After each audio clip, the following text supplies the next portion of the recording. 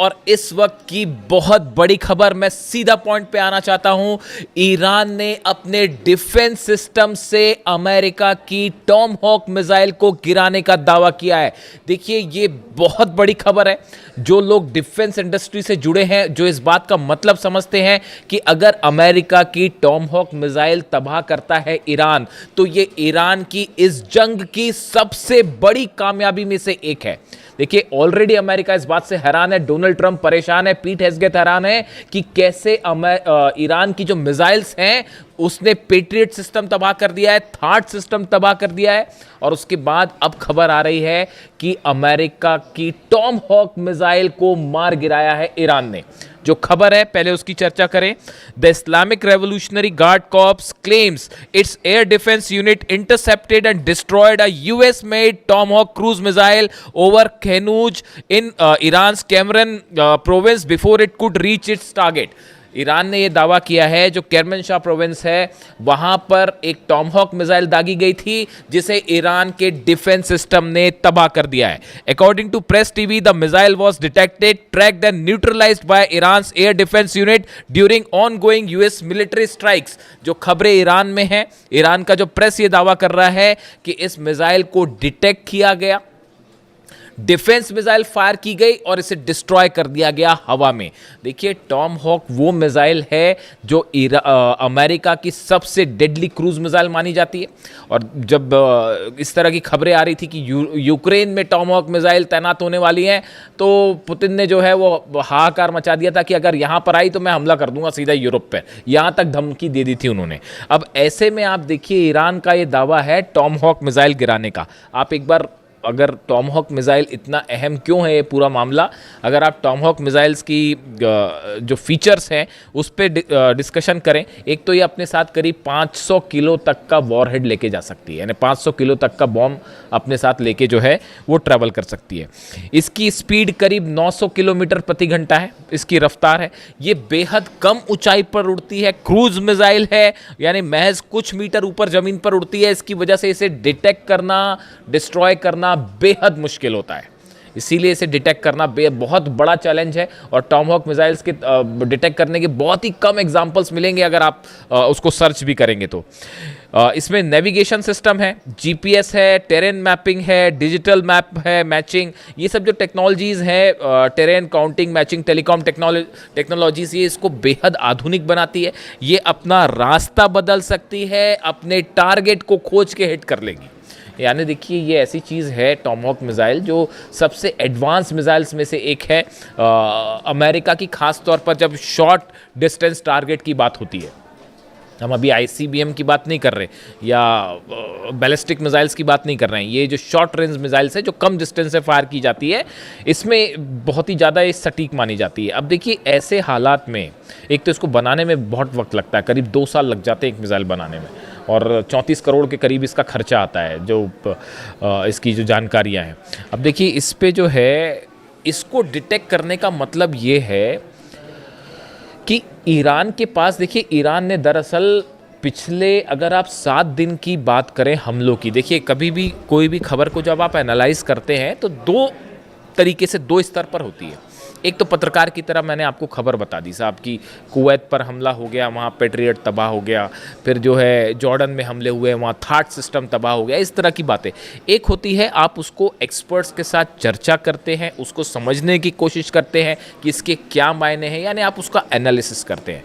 देखिए, आज एक, मैं सुबह अपना वीडियो जो मैंने डाला, सुबह वीडियो, सीरैम सिस्टम जो है अमेरिका का, वो तबाह किया गया। सीरैम सिस्टम जो कि ड्रोन्स को डिटेक्ट करने में काम आता है, लेज़र की इसमें तकनीक होती है, इस्तेमाल किया जाता है, उसको तबाह किया, ऐसा दावे ईरान के हैं। उसमें बड़े सारे कमेंट आए कि आप जो है ये नहीं बताते हो कि ईरान में कितनी तबाही हुई, आप अमेरिका की तबाही ज़्यादा क्यों बताते हो। मैं इसका एक जवाब देना चाहता हूँ। देखिए, आप अगर मीडिया को देखेंगे तो आपको बड़ी आसानी से ये डिटेल्स मिल जाएंगे कि ईरान में कहाँ हमला हुआ है, ईरान में क्या तबाह हुआ है, ये बताने वाले आपके पास बहुत सारे सोर्स हैं। लेकिन अमेरिका में कितना नुकसान हुआ है, इजराइल में, ये बताना एक तो बड़ा चैलेंजिंग काम है। देखिए, ये दावे करना बहुत ही, इसमें आपको मेहनत लगेगी, रिसर्च लगेगी, आपके सोर्सेज मजबूत होने चाहिए, तभी आप ये काम कर सकते हैं। इसीलिए हम एक कोशिश करते हैं कि आप तक वो खबर पहुंचाएं जो साधारण इजीली आप तक नहीं पहुंच पा रही है। दूसरी चीज़ ये है कि ईरान के जो हमले होते हैं अमेरिकन बेसिस पे या इजराइल में या मिडिल ईस्ट में, यहाँ से खबरें निकालना बड़ा मुश्किल हो जाता है, क्योंकि मीडिया कवरेज पर बैन लग जाती है इन देशों में कि आप जो है वो मीडिया कवर नहीं कर सकते। आप चाहे सऊदी अरब की बात कर लें, चाहे आप यूएई की बात कर लें, सब जगह निर्देश हो जाता है कि भाई इसको कवर मत करिए। इसी तरह का हाल जो है वो कुवैत में भी है, इजराइल से तस्वीरें बाहर आती नहीं है। तो इन हालात में यहाँ से खबरें निकालना बड़ा मुश्किल होता है, लेकिन उसके बावजूद हम ये कोशिश करते हैं। इसीलिए ज़्यादा खबरें ये होती हैं कि ईरान ने कितना नुकसान पहुंचाया, बात नंबर 1। बात नंबर 2, कई बार आप सिर्फ खबर ही नहीं बताते हो, आपको स्टैंड भी लेना पड़ता है कि क्या चीज़ सच है, क्या चीज़ सही है, क्या चीज़ गलत है। अगर 168 बच्चियों पर टॉमहॉक मिसाइल से हमला होगा तो उसकी आलोचना भी होगी। वो मैं सिर्फ खबर ही नहीं दूंगा, उसकी आलोचना भी करूंगा, और जितनी हो सकती है उतनी करूंगा, क्योंकि आप सिर्फ हर बार सिर्फ एक खबर देने तक सीमित नहीं रह सकते। आपको ये भी बताना होगा कि क्या चीज़ सही हो रही है। अगर बच्चे मर रहे हैं फिलिस्तीन में तो उसको बोला जाएगा कि ये जेनोसाइड है साहब। अगर छोटे छोटे बच्चे मर रहे हैं, 30,000 बच्चों को अगर फिलिस्तीन में भूखा मार दिया जाए तो वो सिर्फ खबर बताने तक कम से कम मैं तो सीमित नहीं रहूंगा। मैं ये भी बताऊंगा कि ये जेनोसाइड है और इसकी आलोचना की जानी चाहिए। ठीक है, तो ये भी बात होती है। दूसरा, आप जब खबरें निकालते हैं वो आपको पता ही है। देखिए, मैं इस बारे में कुछ नहीं कहना चाहता। ये इस वॉर के दौरान की करीब 20 से 25 खबरें ऐसी हैं जो हमने प्रिडिक्ट की और वो बिल्कुल सही हुई। जिस दिन अली खामेनी साहब पर अटैक हुआ था, इस तरह की चर्चाएं शुरू हो गई थी कि बस अब तो हार गया ईरान, अब तो हार गया ईरान। हिंदुस्तान में शायद इकलौता हमारा पॉडकास्ट है जिसमें हमने ये कहा था कि आप जंग करके देख लीजिए, ईरान कभी नहीं हारेगा। 5 महीने बाद आप कहाँ खड़े हैं देख लीजिए। हकीकत जानना चाह रहे हैं आप? थार्ड सिस्टम के ऊपर मिसाइल गिरी है, चेक कर लीजिए जाके। तस्वीरें आएंगी बाहर जब आएंगी सैटेलाइट से, ये मैं दावा कर रहा हूं आपको। थार्ड सिस्टम के ऊपर मिसाइल गिरी है। पेट्रियट सिस्टम 3 जगह तबाह हुए हैं। मुझसे कोई कह रहा था कि आप बार बार पेट्रियट, भाई साहब कुवैत में अलग पेट्रियट सिस्टम तबाह हुआ है, बहरीन में अलग तबाह हुआ है, जॉर्डन में तबाह हुआ है। जॉर्डन में तो जहां लगा था ना पेट्रियट सिस्टम, उसके ऊपर खुर्रमशहर 4 मिसाइल गिरी है। पता कर लीजिएगा जाके, अभी दावे आएंगे। 30 प्लेन पिछली बार गिरने की हमने बात कही थी, निकले 42 प्लेन्स गिर गए थे। और इस बार भी अभी बार बार हम कह रहे हैं कि जॉर्डन में बड़ा नुकसान हुआ है। F-15 एक गिरने की और एक जलने की बात आ रही है, अभी आप देखते जाइए।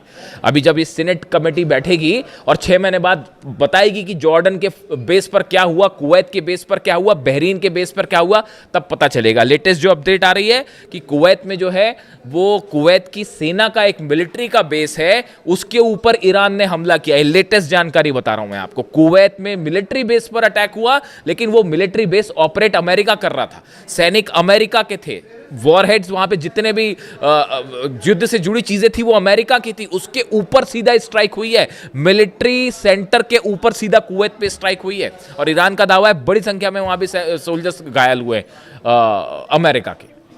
अब ये बातें कोई स्वीकार करेगा नहीं, लेकिन निकल के आती हैं, तो आपको ये सब चीजें कैलकुलेट करनी पड़ेगी कि भाई कैसे हुआ। इसीलिए ये टॉमहॉक मिसाइल वाला जो है, देखिए, अगर आपने टॉमहॉक मिसाइल मार के गिरा दी, मान लीजिए अगर ये खबर सच है जो ईरान दावे कर रहा है, ईरान के दावे जो हैं कि भाई हमने टॉमहॉक मिसाइल गिरा दी। अब अगर टॉमहॉक मिसाइल गिरा दी और अगर ये खबर सही निकल जाती है तो आपको फिर ईरान के उन दावों को भी मारना पड़ेगा कि साहब थार्ड उड़ा दिया है और पेट्रियट उड़ा दिया है। फिर आप उसको भी मानिए। फिर आप इस बात में भी कोई आश्चर्य नहीं होगा कि वो जो कह रहा है कि भाई हैंगर्स में जो है F-15 जेट्स खड़े थे, हैंगर के ऊपर मिसाइल मारी और सब तबाह हो गए। वो धीरे धीरे सैटेलाइट तस्वीरें आनी शुरू हो गई हैं। इसीलिए इन खबरों का एनालिसिस जो है मुश्किल है थोड़ा सा। अब देखिए, ये जो अगर अमेरिका के हमलों की बात की जाए, जो अमेरिका ने स्ट्राइक्स की हैं पिछले 12 घंटे में, केशम आइलैंड्स पर हमले हैं, एहवाज में हमले हैं, खुजेस्तान में हमले हैं, लारक आइलैंड्स के पास हमले हैं, सिरीक पर हमले हैं, बंदर अब्बास में हमले हैं, अधिमेश्क में और ओमिदी है, ये वो इलाके हैं।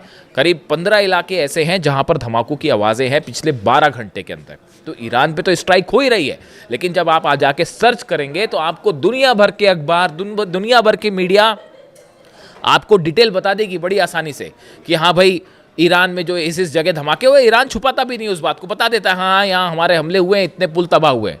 आपको ये बात कौन बताएगा कि जॉर्डन में कितने बेस तबाह हुए हैं अमेरिका के, कुवैत में कितने बेस तबाह हुए हैं, बहरीन में कहाँ कहाँ मिसाइल्स गिरी है, अमेजॉन के डेटा सेंटर पर हमला हुआ। आज खोल के देख लीजिए पूरी खबरें क्या है। मिसाइल गिरी, उसके 15 मिनट के अंदर हमने खबर अपलोड कर ली थी। परसों का मेरा वीडियो उठा के देख लीजिए आप।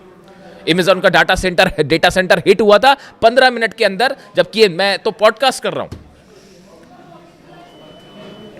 और देखिए ये सब दावे सच साबित होंगे। थर्ड सिस्टम, मुझसे कई कमेंट्स पे सवाल उठ रहे थे कि ये कैसा हो सकता है, कैसे हो सकता है। पेट्रियट सिस्टम तबाह हुआ है, थर्ड सिस्टम तबाह हुआ है, जेट्स कई जलने की खबर है, और अब ये है ये टॉमहॉक वाले जो ये अभी दावे के लेवल पे है। इसको वेरीफाई करने में टाइम लगेगा, है या नहीं है, टाइम लगेगा, लेकिन ये दावा चूंकि है और बहुत बड़ा दावा है, तो टॉमहॉक मिसाइल को मार गिराना आसान बात नहीं है।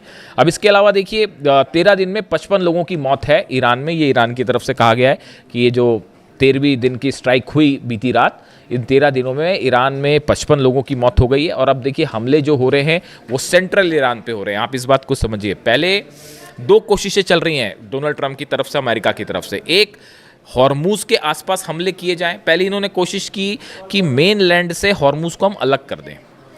11 दिन तक जो बमबारी थी उसकी कोशिश ही यही थी। ये शायद चाहते थे ग्राउंड ऑपरेशन करें, और वो एक कोशिश थी कि भाई बंदर अब्बास हो गया, केशम हो गया, लारक आइलैंड हो गया, सिरिक हो, इन सब का हम मेन लैंड ईरान से कनेक्शन तोड़ दें। इसलिए पुल तोड़ रहे थे बम गिरा के। वो पुल तोड़ दे रहे हैं, वो 6 घंटे के अंदर साहब पुल बना दिया फिर से। ऐसी भी तस्वीर आई है। बंदर अब्बास के पास एक पुल पर हमला हुआ और वो पुल गिरा, मेन कनेक्शन लाइन थी, वो जैसी गिरी उसके वो अमला वहाँ खड़ा हो गया, तुरंत जाके उसको बनाने में जुट गया। ऐसी ईरान थोड़ी ना। आप खुद सोचिए इस बात को, जो मेरे पे सवाल उठा रहे हैं, जरा वो इस बात को सोचें। दुनिया में इजराइल की आर्मी और उसकी ताकत आप जानते ही हैं। अमेरिका के पास आप हथियार देख लीजिए, अरब देशों, इन सब से एक देश मुल्क लड़ाई कर रहा है पिछले 5 महीने से। और आप क्या कर पाए? आप क्या ईरान में कब्जा कर पाए, कदम रख पाए? डर रहे हैं अभी भी डर है साहब कि अगर वहाँ कदम रखेंगे तो पता नहीं क्या होगा। इसी वजह से ऑपरेशन नहीं हुआ। वो एयर स्ट्राइक्स होती रही, लेकिन ये जो ग्राउंड ऑपरेशन वाला प्लान है फिर कैंसिल हो गया। ये कोशिश कर रहे थे केशम आइलैंड पे और या फिर अबू मूसा आइलैंड पे या ऐसे किसी आइलैंड पर कब्जा करने की, लेकिन वो हो नहीं पा रहा है। क्यों? डर रहे साहब हमला कर। वो तो जो छोड़िए, वो तो ऐसा ठोक रहे हैं। हॉर्मूज में एक जहाज़ गिरने की तस्वीर देखी आपने? वो हॉर्मूज में अभी जब कंफर्म हो जाएगा तो मैं बताऊंगा। क्या अभी ये कंफर्म नहीं है कि कौन सा जेट गिरा है? अमेरिका का एक जेट हिट किया गया है हॉर्मूज के आसमान में, उसके गिरते हुए और आग लगती हुई तस्वीरें हैं। अब वो कौन सा है? वो इनका वो महंगा वाला ड्रोन, क्या नाम है उसका, वो ड्रोन है या कोई F-15 तो नहीं हिट हो गया? इस तरह की भी खबरें हैं। अब अभी वो सच्चाई जब होगी तब सामने आएगी। MQ-9 रिपर ड्रोन तो ऐसे गिर रहे हैं जैसे बच्चे मार के गिरा देते हैं, पतंगों को गिरा देते हैं, खींच के काट देते हैं, वैसे रिपर ड्रोन्स गिर रहे हैं। पता नहीं कितने अरब का है वो। तो अब वो रिपर ड्रोन गिरा है या फिर F-35 F-15 जो है वो फिर से डाउन हो गया है हॉर्मूज में। उसकी तस्वीरें हैं, अब देखना पड़ेगा उसमें सच्चाई क्या है। और वो लाल सागर के आसपास जो है, अलग से वीडियो कर दूंगा मैं, वो लाल सागर के आसपास ईरान ने अपनी बैलिस्टिक मिसाइल तैनात कर दी है। वहाँ सिर्फ हूती का खेल नहीं है वहाँ पे। तो बड़ी सीधी सी बात है, हूती मतलब पीछे रूस बैक कर रहा है, ईरान बैक कर रहा है हूतीस को। और 2 अरब के 2 जहाज़ ठोकने का मतलब है क्यों नहीं हुआ हमला? अब तक कर देते हमला, सऊदी अरब हमला कर देता, और ईरान ने अपनी मिसाइल्स लगा रखी हैं वहाँ पे कि यमन पर हमला करोगे तो ये लो नतीजा। अब ये डोनाल्ड ट्रंप जो कह रहे हैं, जो नया बयान आया है कि बड़ा ही मतलब मैसिव अटैक करने वाले हैं और ईरान पर ऐसा हमला होगा कि बिल्कुल तबाही मच जाएगी, ईरान ने भी उसकी तैयारी कर ली। कि आप पिकेक्स माउंटेन पर देखिए कहानी क्या है, जो मेरे को समझ में आई अब तक बात। ये जंग बहुत ज़्यादा तो नहीं खींच सकते डोनाल्ड ट्रंप, ये बात तो तय है। बड़ा नुकसान हो रहा है अमेरिका को, ईरान से कई गुना ज़्यादा नुकसान हो रहा है अमेरिका को, समझ रहे हो आप? तो ये ज़्यादा दिन जंग खींचेंगे नहीं, मुझे ये लगता है। पता नहीं, अभी मैं समझ पा रहा हूँ जितना, कि डोनाल्ड ट्रंप का प्लान ये है। आप इस बात को याद रखिएगा, अगर ऐसा हो जाए ना तो हम फिर बात करेंगे कि वो दावे भी याद रखने पड़ते हैं, कई बार बताना भी पड़ता है, क्योंकि बड़ी भ्रमित खबरें आती हैं, भ्रम फैलाने वाली खबरें आती, तो उसके बीच में कोई दावा करना बड़ा ही मतलब उसका काम होता है। तो अभी मुझे ये लग रहा है कि ये पिकेक्स माउंटेन पर हमला होगा। ईरान के जो बचे हुए न्यूक्लियर ठिकाने हैं, हो सकता है पिकेक्स माउंटेन पे भी बंकर बस्टर बम से हमला हो सकता है। 2 बेस हैं ब्रिटेन के जहां हलचल हो रही है, B-1 B-2 बॉम्बर्स की, डिएगो गार्सिया में भी हलचल हो रही है, उस पर भी अलग से बात करेंगे। और रॉयल एयरफोर्स का जो दूसरा बेस है, वहाँ पर भी जो है B-1 बॉम्बर्स वहाँ से टेक ऑफ कर रहे हैं। इस तरह की खबरें आ रही हैं। अब इस सूरत में bunker buster bumps GBU-72 bumps तैयार है। अब ऐसा लगता है कि अमेरिका पिकेक्स माउंटेन पर हमला करेगा, और हमला करने के बाद वही बात कही जाएगी कि जैसे इन्होंने नतांज फोर्दो और इस्फहान के लिए कहा कि वी हैव ऑब्लिटरेटेड देम, मतलब हमने ईरान का एकमात्र परमाणु अड्डा बचा था पिकेक्स माउंटेन के नीचे, हमने उसको भी तबाह कर दिया और अब हम यहाँ से जा रहे हैं वापस। ये प्लान है साहब अमेरिका का। Plan number 1। और प्लान नंबर 2 है बड़ी जंग करी जाए, लंबी जंग करी जाए, लेकिन इसकी बहुत बड़ी कीमत चुकानी पड़ेगी डोनाल्ड ट्रंप को। अब वो हिम्मत कर पाएंगे नहीं कर पाएंगे वो आप जानो। ईरान तो तैयार खड़ा है, ईरान कह रहा है आप आइए हमला कर लीजिए, 2 करना है कर लीजिए। आपने 28 तारीख को वो कर दिया है जिसके बाद ईरान के अंदर से डर खत्म हो चुका है। अली खामनी साहब को आपने असैसिनेट करके ईरान की 9 करोड़ जनता को आपने अली खामनी बना दिया है। हकीकत सिर्फ ये है। आप ईरान के लोगों के मेरे वीडियो में कमेंट्स आते हैं, जब इंटरनेट खुलता है वहाँ इलाकों में, तो वो वहाँ भी बड़ी अच्छा, ये मैं बड़ा शुक्रगुजार हूँ इस बात के लिए। मेरे पास ईरान से कमेंट आते हैं, I am so thankful for them. वो वहाँ पे ईरान में वीडियो देख रहे हैं, जो हिंदी जानते होंगे वो देख रहे हैं। एक भाई साहब का एक दिन कमेंट आया, वो तो बहुत ही बड़ी बात थी कि हम जो है वो तेहरान में आपका वीडियो देखते हैं और जो लोग फ़ारसी जानते हैं उनको उसका अर्थ समझाते हैं। ये तो बहुत ही बड़ा कॉम्प्लीमेंट था, बहुत ही बड़ी बात है। तो खैर, तो अब हालात ये है कि डोनाल्ड ट्रंप पिकेक्स माउंटेन पर हमला करने की तैयारी में, और ऐसी भी खबरें आ गई हैं कि ईरान की तरफ से बड़ी वार्निंग दे दी गई है कि अगर हमारे पिकेक्स माउंटेन पर हमला हुआ, जाग्रोस पर हमला हुआ, तो बाकी तो पता नहीं तेल अवीव नहीं बचेगा। तेल अवीव पे हम सीधा हमला करेंगे। वो ईरान ने अपनी प्लानिंग कर रखी है। मैं आपको बताऊंगा कैसे नेटो के बेसिस पर हमला होने वाला है, यूरोप कैसे खतरे की जद में है, और कैसे जो है वो तेल अवीव से सीधा इजराइल पर हमला कर देगा ईरान अगर पिकेक्स माउंटेन पर न्यूक्लियर सेंटर्स पर हमले होते हैं तो।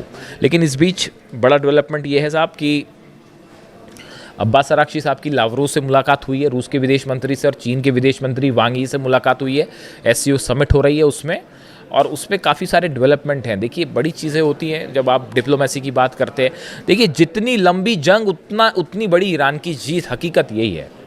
तो अब ये रूस का क्या कहना है, चीन का क्या कहना है, ये सब चीज़ें तय करेंगी कि आगे क्या होने वाला है। लेकिन फ़िलहाल जहाँ से बात शुरू की थी कि अगर वाकई ईरान ने टॉमहॉक मिसाइल गिरा दी है, तो ये तो ईरान ने वाकई गजब कर दिया है। वीडियो कैसा लगा कमेंट करके ज़रूर बताएं। Thank you so much.